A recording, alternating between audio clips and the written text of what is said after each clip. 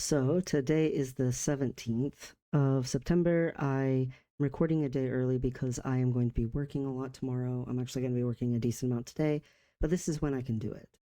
One day early is better than, not being able to do it possibly till the weekend. I currently am in the process of moving, so I have a different background because my room is now different. I have my own room. Yay. It's been it's been a little interesting. My roommate seems to struggle with being alone, but also constantly is pushing people away, and wanting time to herself. So I I'm really happy about having my own room. But also, she's been complaining, and we're not even fully moved in yet. So that's worrisome. But I personally am relieved to have my own room. uh I can unpack things and put them in places and know where everything is and not have to worry that someone's going to come and move everything. um my roommate is a very messy person, but the move has been helpful. I don't have to worry about trying to figure out when I can do things or not, or maneuver around someone else's schedule, especially for things that are much more private and personal. Like, I can't tell you how many times my roommate and I have walked in on each other masturbating. Like, it's uncomfortable, it's awkward. And on the one hand, whatever, we're basically like siblings at this point. But on the other hand, it's like such a relief to not have to like deal with stuff like that. Um, there's also like work meetings and remote work that I have to do, and I can just sit down and do it. Or um, I used to play video games a lot, but um, I still play them a little, I guess. But I used to record the videos of me playing video games and make like guides and things of that nature. And I had to stop doing it because there was just constant noise and people coming in and out, and the possibility of people coming in and out. Plus, I'm a student and I work two jobs. So, I don't have a ton of time for that anyway. But even besides that, just the anxiety of, do I actually have space, is big for me. And I'm a very social person. Like, I go and talk with people and do public speaking. I had another paper be accepted, so I'm going to be going to another conference next month, in Pennsylvania, and speaking at that conference. But like, the the door, even though it can be knocked on or opened whenever, it still is there most of the time, and it helps me feel like I have a little time to myself in a day. I need a little time to myself in a day, I think. I i think the move, once it gets finished, once we're done moving everything, which we're more moved than not moved, um I think it'll be like a big relief overall, period. But yeah. um I am dealing with some difficulties with my computer, though. It's been like powering down and stuff, so I've been troubleshooting that stuff, and that's never fun. It's never fun when your computer stops doing what it's supposed to do. Especially when it's a very high end or whatever computer compared to any other computer I've ever owned before. So it's frustrating that it's not behaving. But I still decided to record anyway and take the risk because I didn't want to like be late again or something. Like, I feel like I don't want to set like a precedent or a pattern of that. So even though we're moving, even though I've been working so many hours, even though school's about to start, even though there's preparing for this conference and everything else, I feel like I still need to stop and record and give myself space to do this vlog. Um, I have some news for, besides just normal changes in life or whatever you want to call it. Um, my electrolysis had said that I was getting there with my arm and stuff. And I had been very anxious to call out to the hospital and to sign into my chart account and to actually like reach out to them in any way. I was so scared of their response that I just genuinely was terrified to do it. I eventually had like a deal with my therapist where I basically made a promise to do it, and I'm the kind of person I don't break promises. So I did it, and felt super sick because I was still terrified of their response. And their response essentially was, let's update the letters. And they made a consultation. And the consultation will be for 2 hours and it'll be to prepare for surgery. So it is for in November. And I'm hoping that means that surgery won't be like I'm really hoping it won't be like a year from now. I don't know if I can take that. I don't know if I can handle it being that long from now. I would be extremely devastated. I am relieved that the consultation happened as quickly as it did, though. I was worried they were going to say it was going to be like a waiting list or something. And instead, they were like, oh, yeah, we remember you. They were like, it's been a really long time. They did say that. So I am working on getting my letters updated, so that that's all done before the consultation. And I am hoping against hope that this surgery can still happen and everything, because um, I'm worried about like Medicaid, if they're going to pay for it, because Medicaid is once again refusing to cover my testosterone. I didn't used to have this issue before the current government came into power, and it's scary. It's very scary because I don't just need hormone replacement therapy for like transition purposes, but like I need hormone replacement therapy to be healthy. Like I will be sick. I do not produce enough hormones naturally. I was born incapable of making a healthy amount of natural hormones. So I need the replacement therapy so that I don't go back to the horrifying health problems that I had most of my life. I really, really am distressed about them not covering my testosterone. I don't know what to do, so I have not taken my testosterone for like 3 weeks because I'm scared to. I'm scared to run out.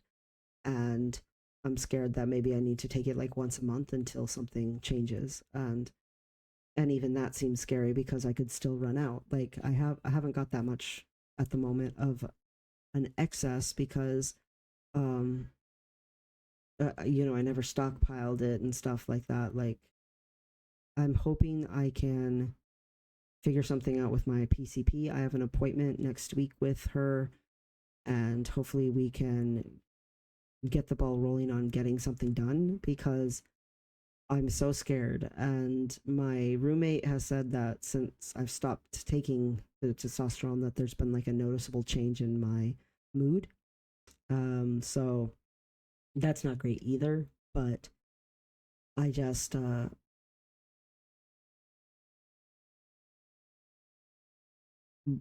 when I was years without knowing what was wrong, without anyone knowing yet that I was born intersex and why I was having issues and stuff, like it was extremely distressing. Feeling your teeth shatter inside your mouth because your pH imbalance is wrong, and having your bones get more and more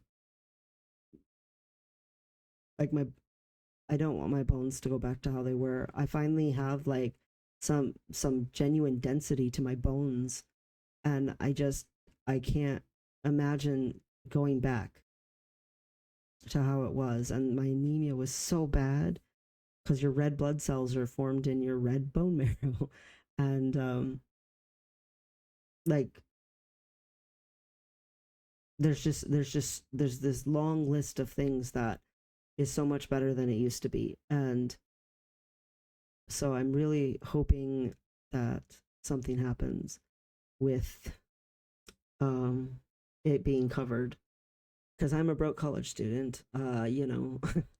trying to subsist off of working two jobs and whatever, grants and scholarships I can get into. But I'm pursuing bachelor's, and there's a lot more help for associates than bachelor's. I have discovered that is an unfortunate truth. And my associates, thankfully, I got through it all. I walked for commencement and all of that kind of stuff, finished my classes.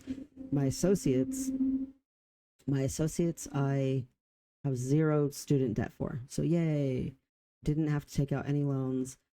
I'm not sure if I'm going to be able to manage that for my bachelor's or not, because I'm trying to do two bachelors at two different schools. And also, a bachelor's just, there's less help. There's less help for sure. And it's a lot. Also, unfortunately, the school had coded me wrong. Here I go around trying to help students with their funding navigation for their, education journeys, and I try to help them get into, scholarships and, understand how to get help filling out their FOSFAs and their WAFSFAs and stuff. Like I try really hard to help students get free, resources and into programs and stuff. And I have like a desk at the financial aid office at my school because I do this kind of work, and I work with this funding navigation grant. And I still am not immune to them coding me wrong. And I was like, where did all of these charges come from? What are all these fees? Like, I had full coverage from multiple programs the entire year, and it turns out they hadn't had me enrolled as a full-time student. And it actually kicked me from like work study, which work study is a program where you can work at the school, and the money that you get from that counts as if it was like scholarship money, as if it was a grant. And so you don't have to pay anything back, but it's like you're earning money toward, going to college. That doesn't count against like income limits, which is really, really helpful. And the other thing about work study jobs is they're super flexible because you're working at the school and the school understands you're a student. So if you say, oh, this week I have like a lot of extra exams, they'll be like, okay, let's cut your hours down a little bit and give you the flexibility to adjust as needed for school stuff. So work study, getting kicked off of it for the summer sucked. And then, it wasn't even my fault. It was a bad coding thing. And the funding award letter that I had for fall was wrong because they hadn't had me coded as a full-time student.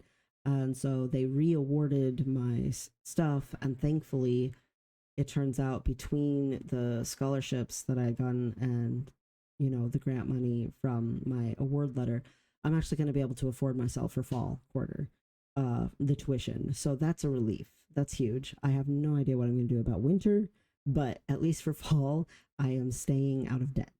No student loans yet, so phew. I don't know how I'm going to manage that through the whole thing, though. I'm trying really, really hard. The issue is that I can't afford. I don't earn enough, and while I'm a student, I can't work enough hours to qualify for like some sort of other healthcare, and so I'm stuck with Medicaid. But thankfully, Washington, Oregon, and California decided to make a healthcare system, and I'm hoping that that all happens really fast and effectively, and I can somehow get into that, because one of their main goals is to make sure that there's like care for, gender affirming care, especially, you know for people like me who was born and then surgically altered right after I was born. When I was little, I didn't have a say in the matter. So I don't really view it as much as that I'm transitioning as much as I'm detransitioning from being forced to transition without like my consent, without any say. So that's more how I feel about it. I I think about the healthcare situation. I just think, I bet, despite the fact that they're banning all this gender affirming care, that they're probably keeping the surgeries for intersex kids. And there's multiple hospitals that are flat out saying, "Oh, we won't do gender affirming care anymore because of pressure from the government." And I keep thinking, yeah, but are you still cutting intersex kids? Then yeah, you're still doing gender affirming care. You're just doing it in the most negative way possible. And the thing is like 70% of intersex kids don't show sex markers until after puberty. Like they develop their gender and their sex characteristics in puberty, and you making a guess when they're a baby is just sheer stupidity, because almost none of them even show it. It, it's ludicrous to me the way that this is all working out. But um, it's scary. It's very frustrating. It's very hard. I have a friend who just got back from one of those student programs where you get to travel and help in another country. And he was in Colombia, and he has a lot of family in Colombia. He wanted to go to Colombia so he could see his family and also get credit for the school program at the same time. And he was like, if the country goes to crap, you can come to Colombia with me, and I promise my family and I will help take care of you, and everyone will want to be your friend because you're like so nice, and it's different there than it is here. He's like, I can get my Colombian citizenship like tomorrow, and I'll just bring you with me. And he's like, you don't understand how much easier life is there. Things cost less, there's less stress, and people are very community minded. Where in the United States, everyone's leans more in general, in the general populace, toward individualism and in individualistic, self-centered priorities. And I'm a very community minded person, and so he was like, you'll fit right in and you'll be extremely popular. He was like, I promise. I thought that was nice of him to promise that. I had another friend a while back say I could go with her to Brazil. um I not sure while these folks are inviting me, but I appreciate it that they're being sweet. It is scary. I am very grateful that I live in Washington State, because I know a lot of states it's a lot worse. And I'm just hoping against hope that A, my surgery is not going to be excruciatingly far away. B, that Medicaid will cover it, or something will cover it, because it's extremely expensive. And C, well, I guess I should say, I hope that the consultation goes well and they say I can have surgery.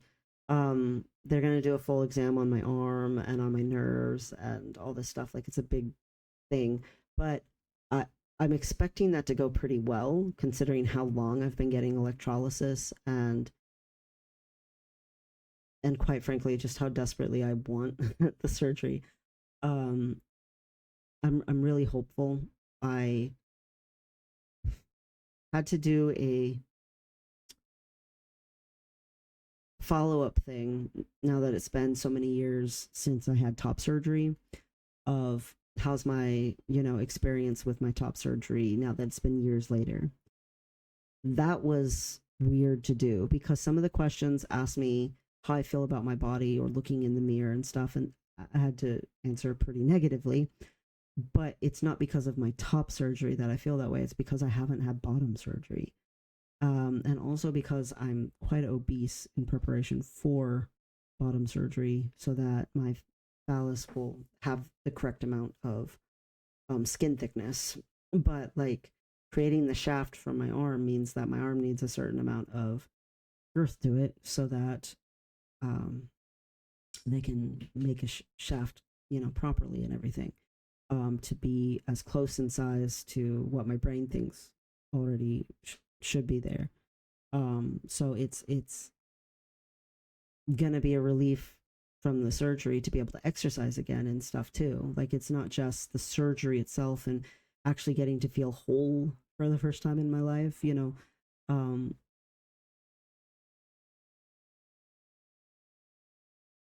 I felt like I needed to write a little thing at the end that said, look, some of these reflections of my experience are not because of top surgery. I do not regret top surgery. I'm extremely glad I got top surgery.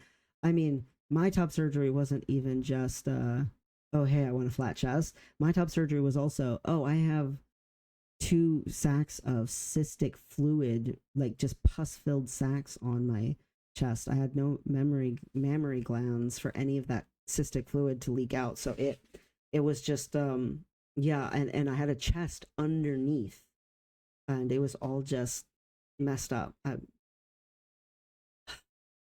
Yay for being born with deformities. But anyway, the point is, it wasn't even just like a typical transition top surgery. It's just like hysterectomy, vaginectomy. Is it oonectomy or onectomy? I don't know. It's whatever it's called. Anyway, all those different nectomies, whatever they are.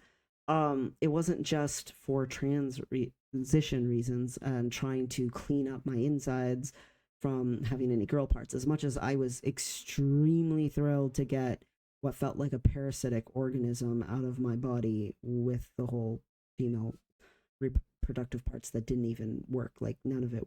I was born sterile. None of, whether male or female, none of my parts could have ever produced a child. But the point is, I also had insanely bad endometriosis because of how deformed that ovary sac was, and it was eating into my organs. I would have died without that set of surgery. So it's like a huge thing because they're talking about cutting gender affirming care, but sometimes gender affirming care is literally like life saving. And they're thinking, oh, we don't want people to be trans, and that sucks. That's not okay. I support trans rights like 100%.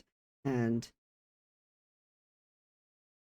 it boggles my mind that they have made such a huge issue and managed to convince such a large portion of people that it's a huge issue out of trans issues in the first place. Trans people are less than 3% of the human population for the most part. Like they're not running around getting surgeries all the time and stuff like that. They're they're just trying to live. Like they literally just want to exist. They're not a big giant problem. Even if you thought trans issues were like, you know, uncomfortable or something, which there's no reason to feel that way, but even if you did feel that way, that you were uncomfortable with it, it's not like there's a ton of trans people. It's not like there's a ton of trans people trying to get like all this stuff done. So it's not actually something that should be a big deal in any way, shape, or form. But for some reason, people lump in trans people with a whole bunch of other stuff and just try to axe it all. And it's so painfully, unfortunately, affecting my life. um, but my life is kind of, unfortunately, I didn't get dealt the best hand when I was born. And I have tried my very hardest to overcome the barriers to the best that I know how. But I was unfortunately just born with a lot of them. Um, it doesn't help when other people try to thrust more barriers onto me. It doesn't help at all. It sucks. I submitted a paper involving intersex issues to the American Philosophical Association. We'll see if they accept it or not. It's a reiteration, well, a new iteration, I guess, of the paper that I had already written that involved intersex issues. My first iteration of it that I did at the API conference was more involving like AI and epistemic agency. And the second version of it at the Global Engagement Conference was more focused on value holding in specific and how norms and value holding aren't the same. And this new one is more about grief. And I genuinely believe, after doing like all this research for these, papers and stuff, that the opposite of love is not bad and it's not hate. The counterpoint to love is grief, and it hurts so bad because you care so much. And it's actually a good thing. And it creates empathy, and our aversion to pain and our obsession with being comfortable numbs us to a deeply core part of ourselves. And I think part of the reason that people are struggling with like romance, and there's like a loneliness crisis in the country, and people are so divided and selfish about romance in the country right now, I feel like a lot of it has to do with the fact that people don't realize that the more you numb yourself to grief, the more you're numbing yourself to love. That you don't get to pick and choose the feelings you feel intensely. You either feel feelings intensely or you feel them dully. And that dullness, it doesn't just affect your being frustrated or you're being fearful or things like that, but it also affects your ability to feel excitement and to feel, caring. And so people who seem maybe too sensitive, um, I hope that you realize that, yeah, you might feel anxiety strongly, or you might feel, um, you know, sadness strongly, but you're also actually capable of feeling happiness strongly. You're capable of feeling love strongly. And that's deeply meaningful. And you'll be able to experience those things in a way that a lot of people in this country seem to be avidly cutting themselves off from and creating walls around themselves, denying themselves the full experience of being human, the full range of emotions that they could have had. It's like become a social norm to view everything from a very mechanical minded, individualistic, consumeristic mindset, and values become highly shakeable. They are easily manipulatable when they're not strong, when they're not firm, and people seem kind of oblivious to it, that their own values are fake. That they say, oh, I believe all children shouldn't be harmed. But how many children in the country are being harmed like constantly, and what are they doing about it? They say, oh, I'm against, the Epstein files because children were harmed. And yet they're fine with intersex kids being cut. They're fine with no free food for children. They're fine with no free medical care for children. Like they actively accept things that they think are normal that supposedly would violate their values. So how strong are their values? Like our ability to hold values is deeply compromised in this country, and we should be valuing people, and instead we keep valuing things that are not actually part of a value at all. I I hope that the paper gets accepted, but at least this one did. This one's not about intersex issues, but I might be doing a presentation to help LGBT plus students and stuff at the school. I mean, I've been doing that, but this presentation would be, helping them get into scholarships and navigate financial funding and stuff.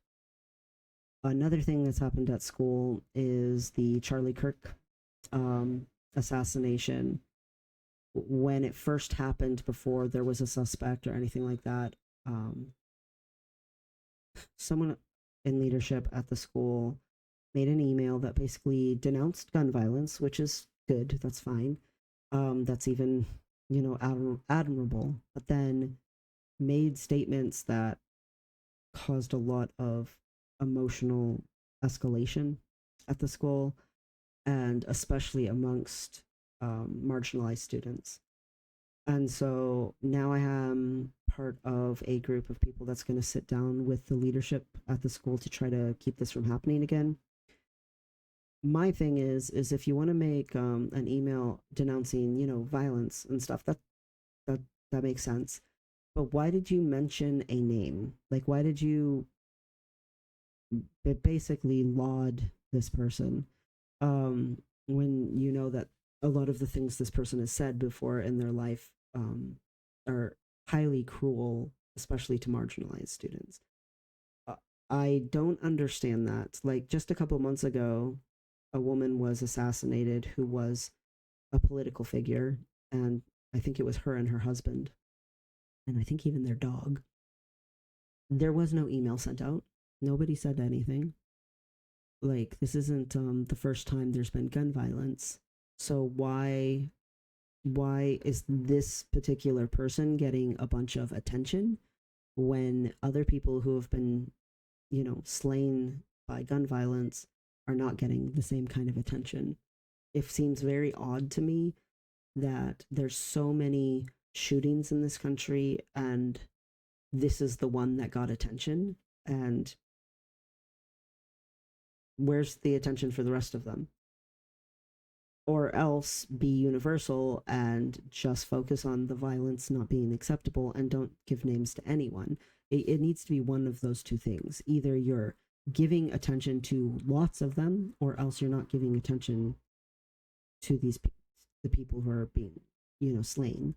So it's very strange to me that anyone would single out this one person as somehow being notable or important to say, yeah, gun violence sucks, um, against this person, but not say gun violence sucks against any of those other people, or else just say, in general, yeah, gun violence sucks. So I have to go be part of this, and I guess you could call it an arbitration, and try to help the leadership understand going forward. I think they what they wanted to do was get in front of strong feelings, that they expected there would be strong feelings. That was admirable. Like, that's a worthy thing to do. But a lot of the push to get it done as quickly as possible to try to get ahead of it made them not think about their audience and who they were speaking to, and they alienated so much of the students and even staff. I've talked to some staff, and certain departments, there's been like huge amounts of arguing because the email was seen as permission to bring political beliefs into the workplace and stuff. And so it's caused a lot of drama that was not necessary. And their attempt to de escalate actually caused escalation.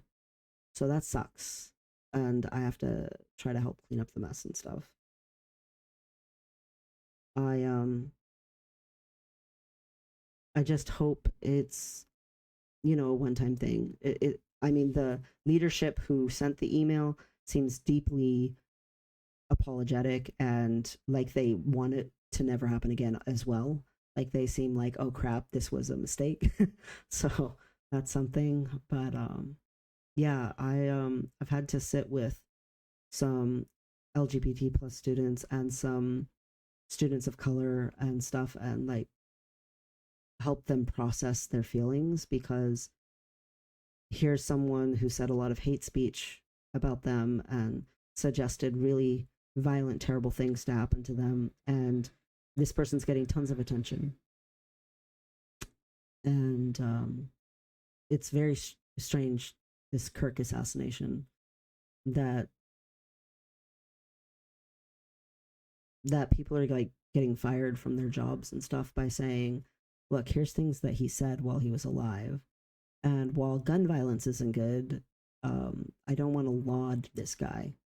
And somehow that's not okay. That doesn't make sense to me. but they're trying to turn him into like a martyr and stuff. I think it's very sad that one of the first things I thought when he died was, crap, I really hope it wasn't like someone left leaning who assassinated him. That would be really frustrating and add to the fuel. And the thing about martyrs is it's not their actual ideals that get pushed forward when they die, it's the agenda of whoever thinks they can use the death. And unfortunately, the agendas of the people who are using his death is not conducive to unity in the country, let alone kindness to marginalized people. Like, it's just creating more and more division. And people are talking about doing bad things to each other. And it's not good. I feel like once again it's an example of people's values not actually being held firmly. People are very easily swayed in directions uh, because they don't hold their values strongly in the first place. They just go with whatever everyone else is doing, whatever is the norms, whatever keeps things as comfortable as possible. Because we've unfortunately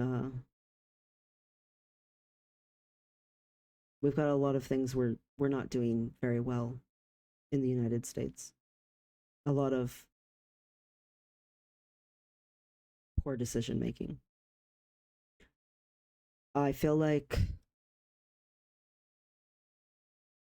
I keep being relieved that I'm getting a degree in accounting and international accounting. I wasn't actually going to originally go for it. I was going to just get my philosophy bachelor's and go into my PhD for political philosophy and go be a financial ethicist and call it good.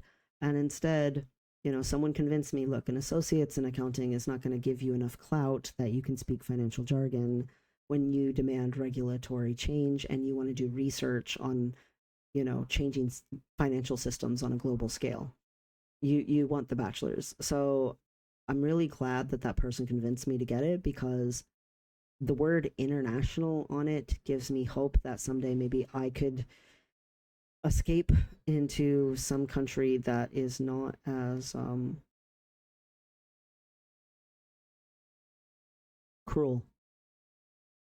The United States has become a very cruel country. I do think if surgery can happen, in a reasonable wait time instead of a horrifying wait time, then it will help me tremendously. And if it's covered, it will be like such a relief. I have my psychologist already working on an updated letter. Tomorrow I'm asking my other, my general therapist, and then also next week I'm going to be talking with my PCP about my testosterone, so I'm going to ask for an updated letter there too.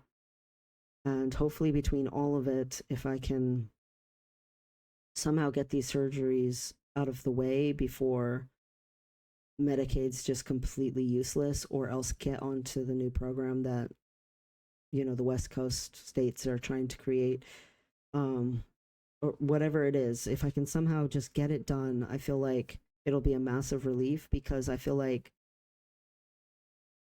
once I have like an actual penis, that it'll be very difficult for them to try to force me to go back to what was put on my birth certificate.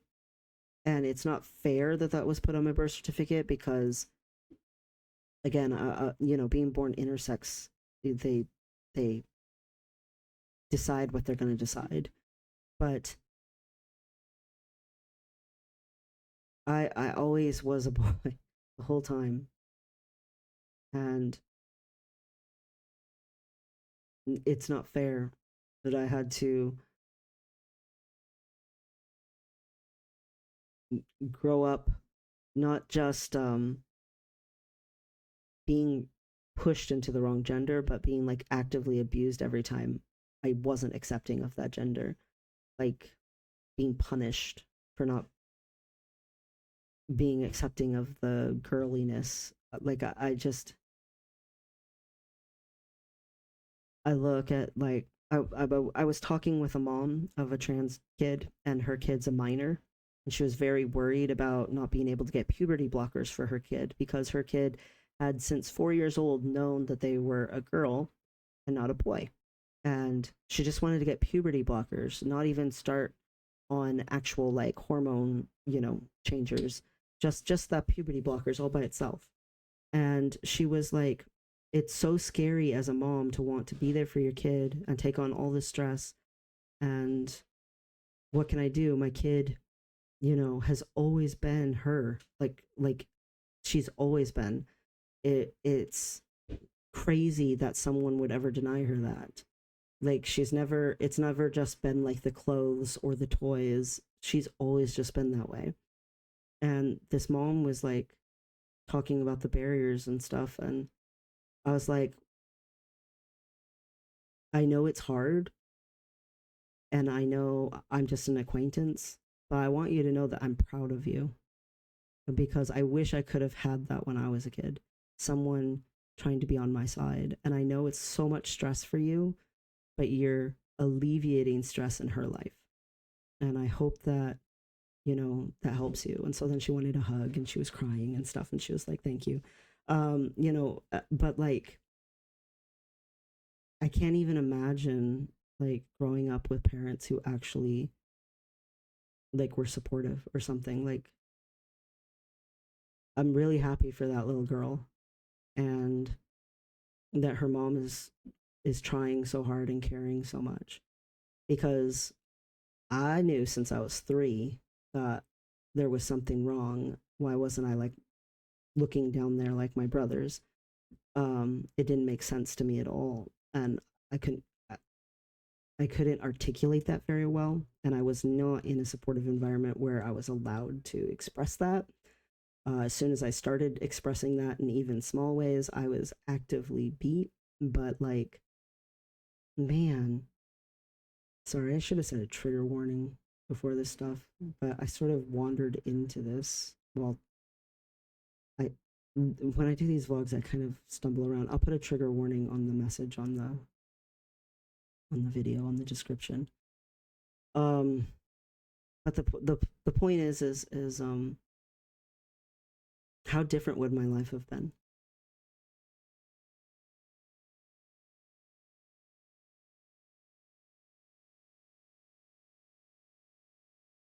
I can't go back in time and change things. I mean, I wouldn't have had the power to change things as a child anyway.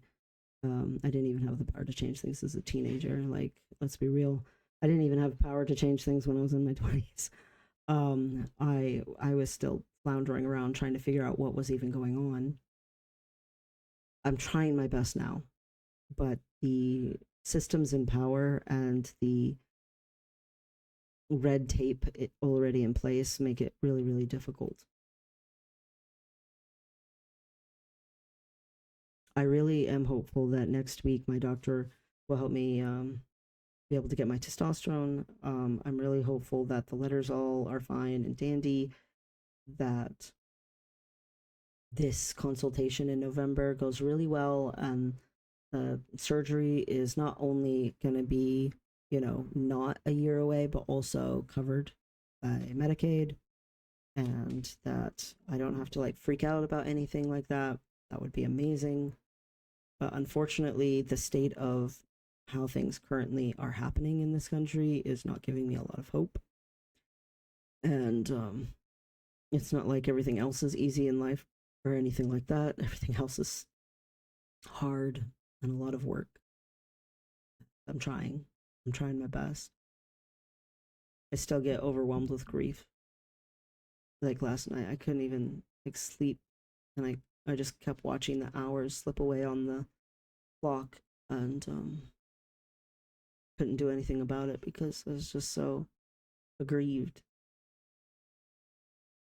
And grieving a person and losing that person is hard enough without having a whole bunch of other reasons to be sad too. And having a bunch of fear And I can't even call it anxiety because it's genuinely fear because I'm actively being affected. It's not made up. Actively happening to me. So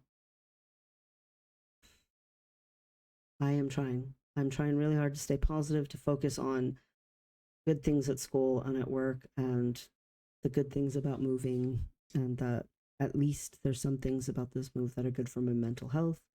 And I'm trying really hard to stick with that stuff. I had to update my LinkedIn because, the school year starting and stuff, and I really had not updated it in a while. And I did a bunch of stuff to update it, and it was deeply painful, some of it, because some of it I had been the reason it had been so long was because I had done some of those things with the person I am grieving for. And I'm not sure when I'll ever get over it. I'm not sure if I ever will. But when you love someone, you let them go if they want to go. And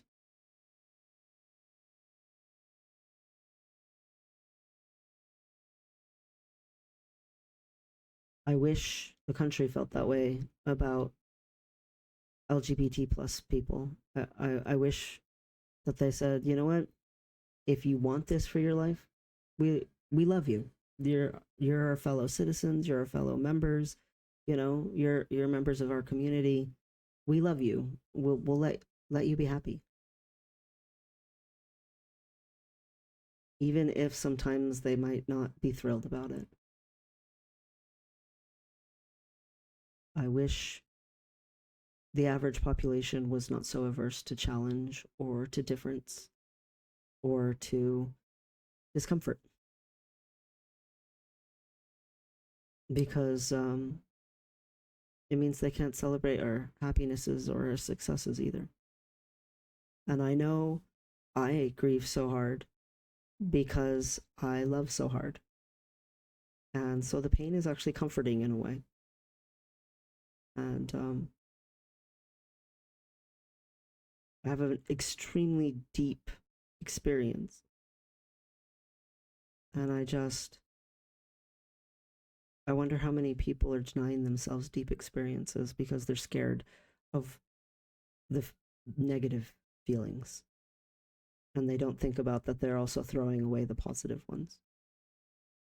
No matter how sad I am, I would not change that I met this person for $1 billion.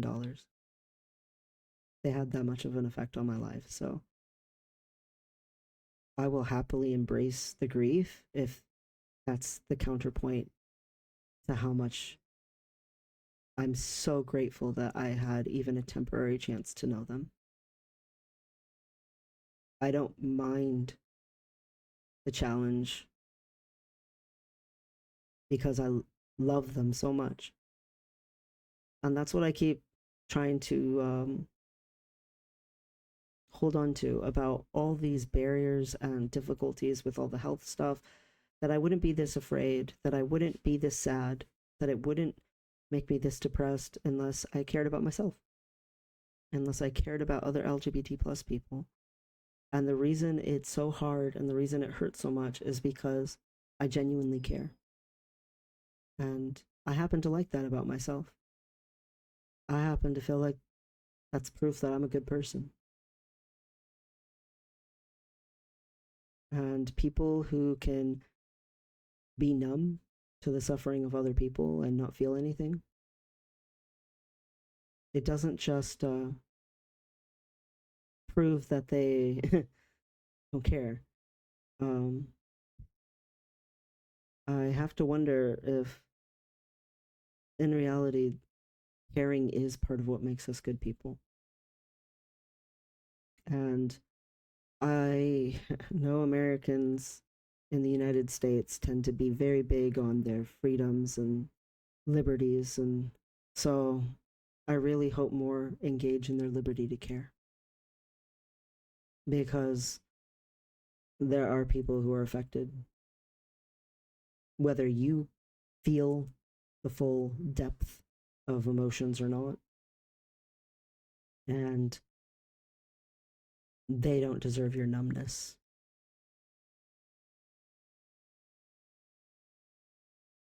I feel like a lot of people are intentionally choosing to become people who embrace avoidant attachment. And avoidant attachment is not healthy. And it's not going to give the full range of human experience. And I see people deliberately choosing that, thinking it leads to less pain.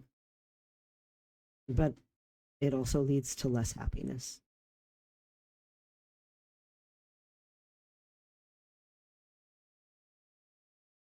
My life is not always very easy, but I'm doing my best. And I wish I saw more people doing their best too. But I do think that anyone can change. Maybe not who they fundamentally are as a person, but change their behaviors. It's like this sit down that we're going to have with this person from leadership in the school who sent that email. They feel bad. They recognize that it caused problems, and I think that's the first thing is being able to accept things for what they are, even if it means you have to take some accountability, even if it means you have to be honest with yourself. I think the willingness to be uncomfortable is a good thing. Now, forcing discomfort on other people, not so much. Consent matters in more than just sex. Consent matters in like all things.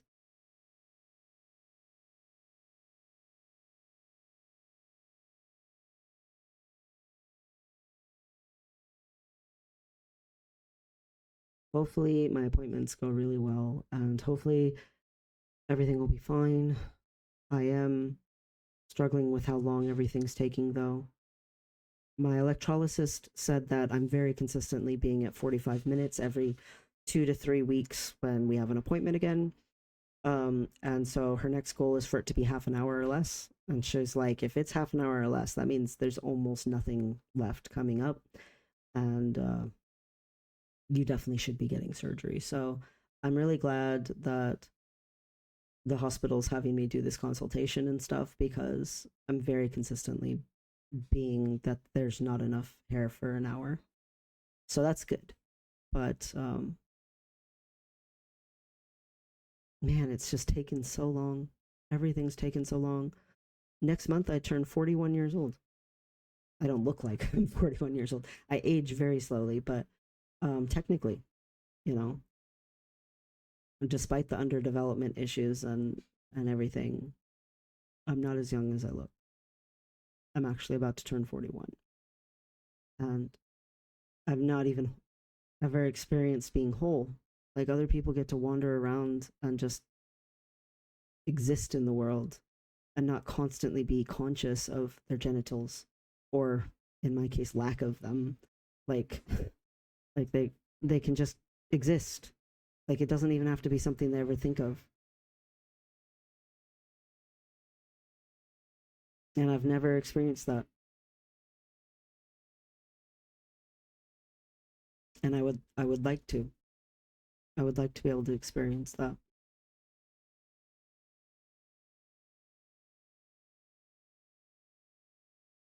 And I hate that so little of my life will be left by the time all these surgeries get done.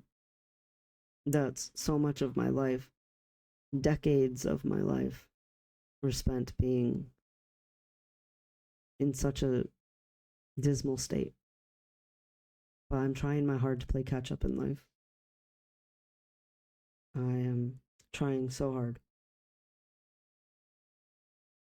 And hey, I just, got my associate's degree. I have a real college degree for the first time ever. And I'm starting in my bachelor's in the fall. And I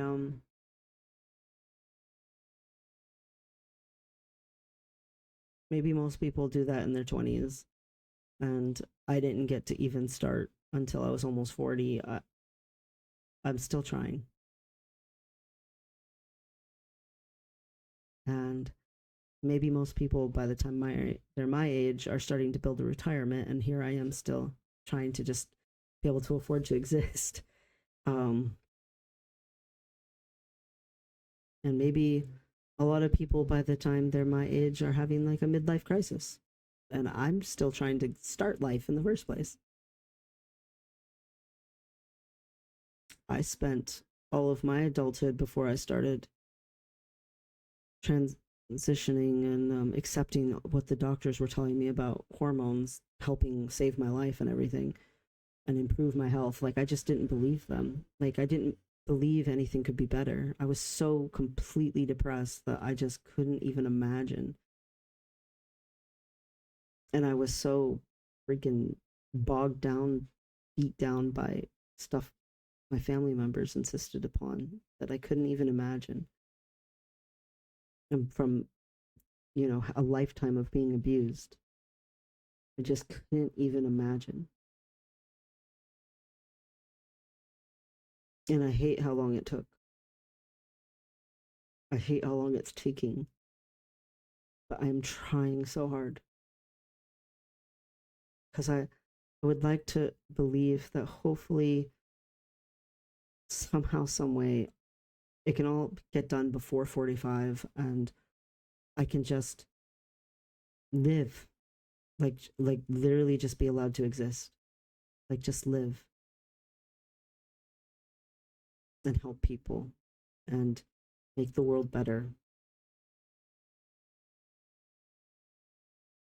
I'm very community minded person, and I think one of the hardest things about having to deal with all these health issues and all this, freaking stuff trying to get to surgery and everything is I have to think so much about myself. And I'd much rather think about helping other people. I'd much rather be able to focus on how much good I could add to the world instead of constantly just trying to survive. I don't actually want to have to be self centered.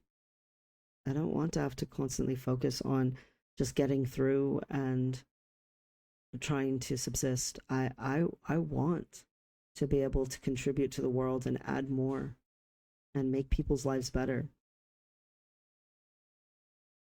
I don't want such a lackluster life as to be single for forever and individualistic for forever and stuff like that's just a hollow existence as far as I can tell. I realize there's some people who swear they're happy being single, but I cannot imagine it. Life is just so much harder alone. No one to help, no comfort, no no one to spend time with and make memories with and laugh with. I just cannot even fathom how that could possibly be preferable to, yeah, sometimes there's going to be an argument or a disagreement, but the isolation, the echo chamber of just yourself, the lack of personal growth, the freaking selfishness, the constant indulgence in only what you want, never what anyone else needs, or caring about community or being there for other people, having other people be there for you, realizing that life doesn't have to be that hard. It's just mind boggling to me. Like, it's not even just like, oh, there's tax breaks for being in a relationship, married and stuff. Like, I'm talking just like as a human being. I just don't get it. I've always, even when I was like a tiny little baby toddler, always cared about other people and wanted relationships and wanted a romantic relationship. I wanted that since I was teeny tiny. And unfortunately, all the romantic relationships I've been in have been very, very unfortunate. I've been abused a lot. A lot of women are capable of domestic violence in my experience. Um, but I keep hoping that someday, somehow, some way, it could still happen. That someone could actually care back and I could have a mutual relationship because, quite frankly, I just don't want to be, I don't want to be like what I see most people being like. They're lonely and depressed and miserable and anxious, socially anxious all the time. I don't want to be like that. I lived a long time as a recluse in isolation, and it was extremely miserable existence. And I would really love to be past a bunch of these health issues so that I can waste less time having to be concerned with myself and spend more time actually adding creativity and goodness to the world.